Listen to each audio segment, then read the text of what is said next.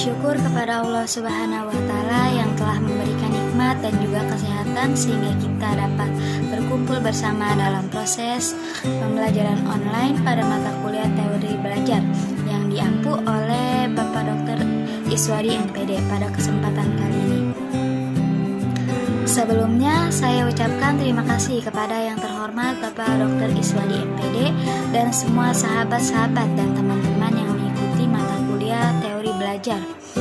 Adapun topik yang akan kami bahas pada kesempatan ini adalah memahami tentang pedagogi kritis dan pedagogi transformatif. Perkenalkan, nama saya Indah Sari yang akan bertugas sebagai moderator pada hari ini. Saya akan membimbing jalannya diskusi ini. Adapun anggota kelompok saya yaitu Siti Nur Hasanah. Sedangkan rangkaian acara yang akan kita lewati adalah 1.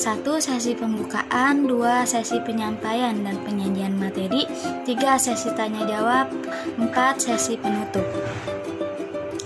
Baiklah teman-teman, langsung saja kita mulai ke sesi yang pertama adalah pembukaan. Marilah kita mengucapkan basmalah bersama-sama. Bismillahirrahmanirrahim. Selanjutnya adalah penyampaian dan penyajian materi. Saya persilahkan untuk Siti Nur Hasanah membacakan materi yang pertama. Pedagogi kritis menurut Henry A. Giroux. Menurut Giroux, secara global, konsep reformasi pendidikan biasanya justru diajukan untuk mengubah pendidikan menjadi semakin tidak kritis, yang kemudian terjadi, pendidikan menjadi semakin otoriter, sehingga membunuh kebebasan dan kesempatan bertanya, serta menciptakan ketidakpedulian terhadap segala permasalahan yang terjadi. Pedagogi kritis, sebagaimana dirumuskan oleh Giroux, hendak melawan kecenderungan semacam itu. Di dalam pandangan ini, pendidikan dilihat sebagai sesuatu yang amat penting di dalam pengembangan demokrasi. Demokrasi tidak akan dapat terbentuk tanpa adanya budaya pendidikan yang mampu mendorong semua warga untuk berpikir kritis, reflektif, berwawasan luas, mampu membuat penilaian moral yang seimbang, serta bertindak dengan memperhatikan tanggung jawab sosial. Kritik adalah bagian penting dari pedagogi kritis. Dalam arti ini, kritik adalah sebuah penyelidikan menyeluruh terhadap semua fenomena sosial, termasuk budaya, institusi, ideologi, dan pola hubungan sosial yang ada. Secara sederhana dapat diartikan, menurut Giroux, pedagogi kritis hendak melakukan kritik terhadap segala bentuk penindasan yang terjadi di dalam masyarakat, baik dalam bentuk penindasan ekonomi, politik, pendidikan, maupun budaya. Contoh paling nyata adalah soal kritik terhadap pendidikan. Seringkali pendidikan dilihat sebagai tempat membentuk manusia sesuai dengan kebutuhan perusahaan.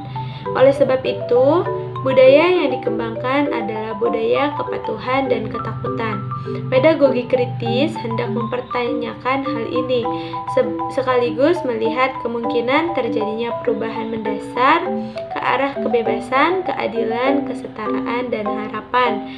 Dari kacamata ini, sekolah bukanlah tempat persiapan karyawan-karyawan perusahaan, melainkan sebagai ruang publik demokratis di mana nilai-nilai keadilan, kebebasan, kesetaraan, dan harapan dibentuk dan dilestarikan.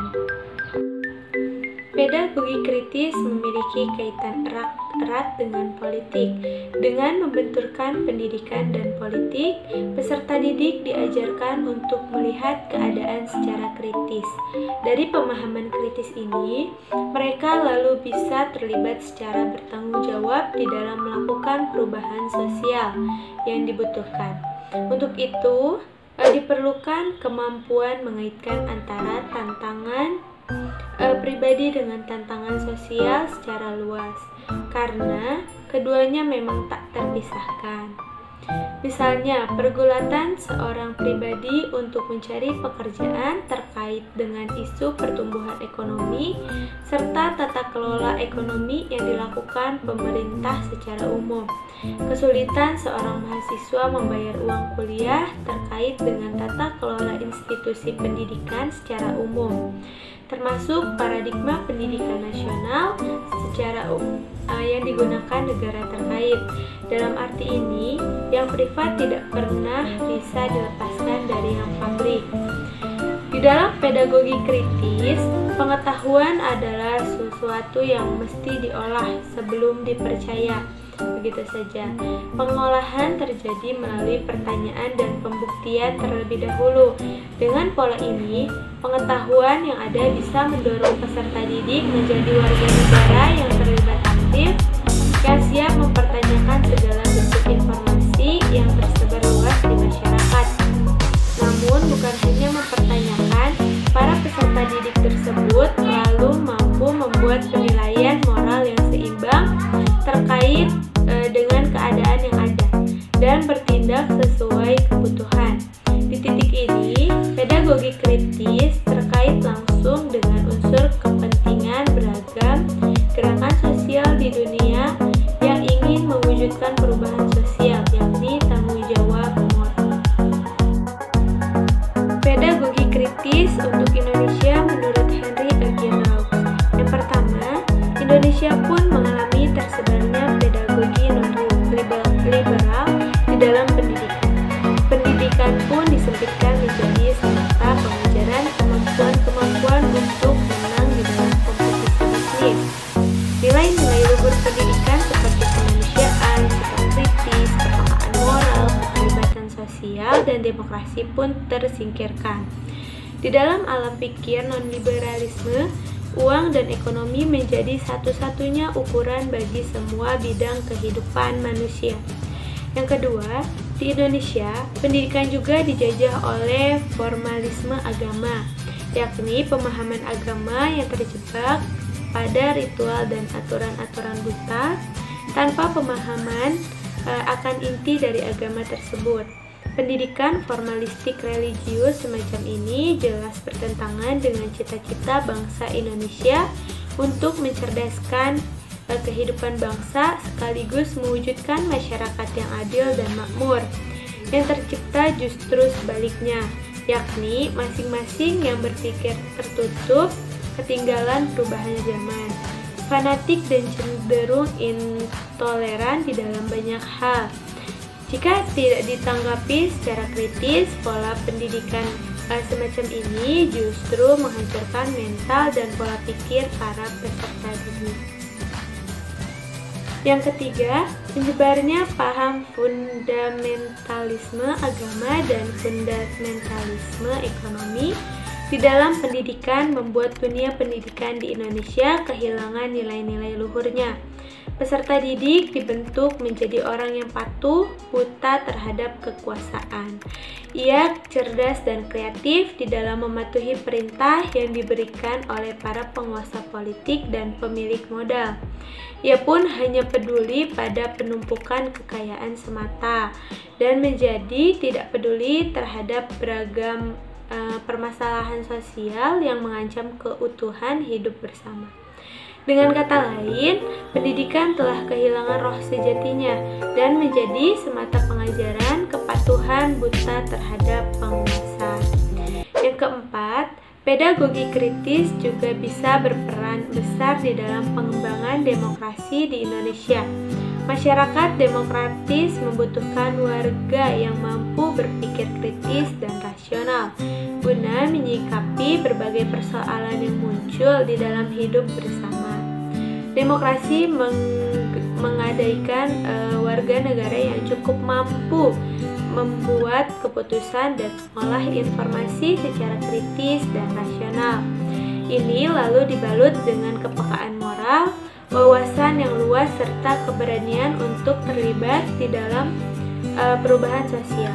Tanpa ini semua, demokrasi di Indonesia tidak akan berjalan dan akan terjebak pada berbagai bentuk korupsi, kolusi, dan nepotisme seperti yang banyak disaksikan sekarang ini. Materi selanjutnya akan dibacakan oleh saya sendiri. Selanjutnya adalah pendidikan transformatif.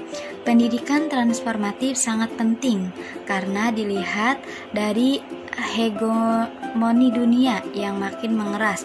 Maka upaya pendidikan ini semestinya diimplementasikan di setiap lembaga pendidikan yang ada. Maka pendidikan akan sangat efektif dan output pun akan cukup berkualitas untuk menjalankan peran kehidupan di masa mendatang. Namun, salah satu contoh di Indonesia saat ini kita dapat melihat perubahan signifikan pada segi pendidikan, tapi belum sepenuhnya dapat dikatakan transformatif karena ada hal-hal yang belum diselesaikan. Contoh yaitu fasilitas yang belum memadai seperti yang ada di negara-negara lain.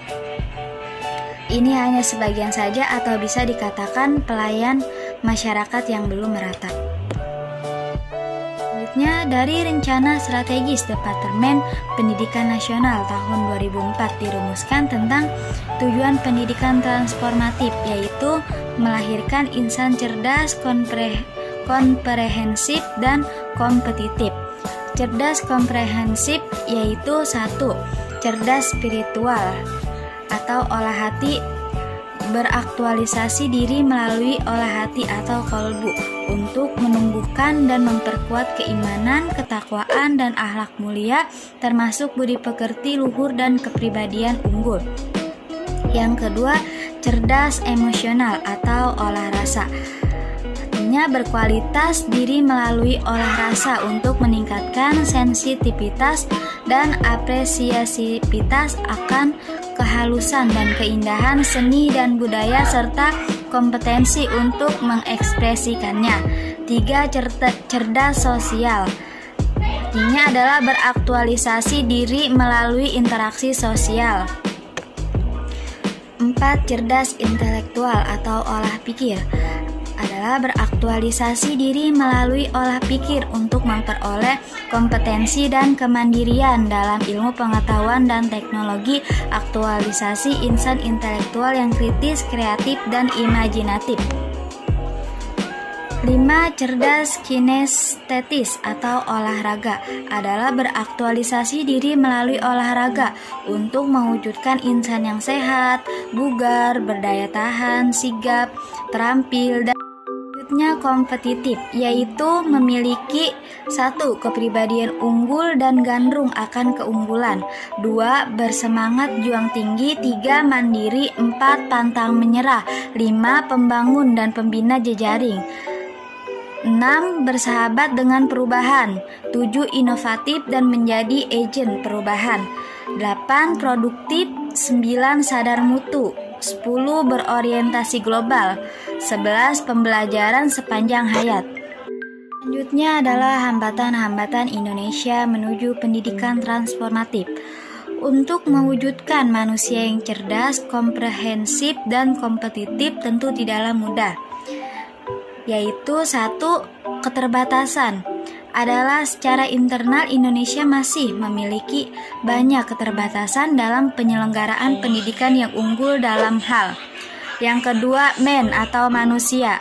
Adalah sumber daya manusia pengelola pendidikan yang kualitasnya masih belum memuaskan. 3. Money atau uang. Adalah keuangan yang masih terbatas dan belum dapat memenuhi kebutuhan penyelenggaraan pendidikan yang unggul dan bermutu. Yang selanjutnya, metode. Metode pendidikan yang belum beragam dan kurang kreatif sehingga proses pendidikan kurang efektif. Selanjutnya, mesin atau alat. Peralatan pendukung pendidikan yang masih terbatas sehingga hanya menggunakan apa yang ada. Selanjutnya, material siswa yang menjadi input pendidikan juga memiliki banyak keterbatasan karena kondisi pribadi, keluarga, dan masyarakat yang banyak problematika. Selanjutnya, tantangan. Secara eksternal, Indonesia juga menghadapi tantangan dunia dan era global yang merugikan selain peluang yang menguntungkan, yaitu penyalahgunaan teknologi ke hal-hal yang negatif seperti pornografi, game, kekerasan, dan lainnya. budaya hidup global yang hedonistis dan materialistis, sehingga masyarakat hanya mementingkan diri sendiri demi menikmati kehidupan dunia dengan ukuran materi dan harta. Persaingan yang semakin ketat dan membuat kehidupan masyarakat bergerak sangat cepat dan tertekan, sehingga gampang untuk stres. Ketidakadilan kondisi dunia, terutama negara-negara besar seperti Amerika Serikat yang menetapkan standar ganda dalam kebijakan globalnya. Strategi pedagogik transformatif menghadapi perubahan. Yang pertama, revolusi teknologi. Menghadapi perubahan yang besar yang mengakibatkan oleh perkembangan yang sangat cepat dalam teknologi transformatif, proses pendidikan perlu memanfaatkan kemajuan-kemajuan yang dicapai oleh teknologi informasi di dalam pengembangan individu maupun organisasi pendidikan. Di dalam memanfaatkan revolusi teknologi informasi, yang penting adalah kita perlu menjaga agar tidak jatuh kepada proses robotisasi pendidikan. Teknologi adalah sekedar alat untuk komunikasi, bukan sebaliknya.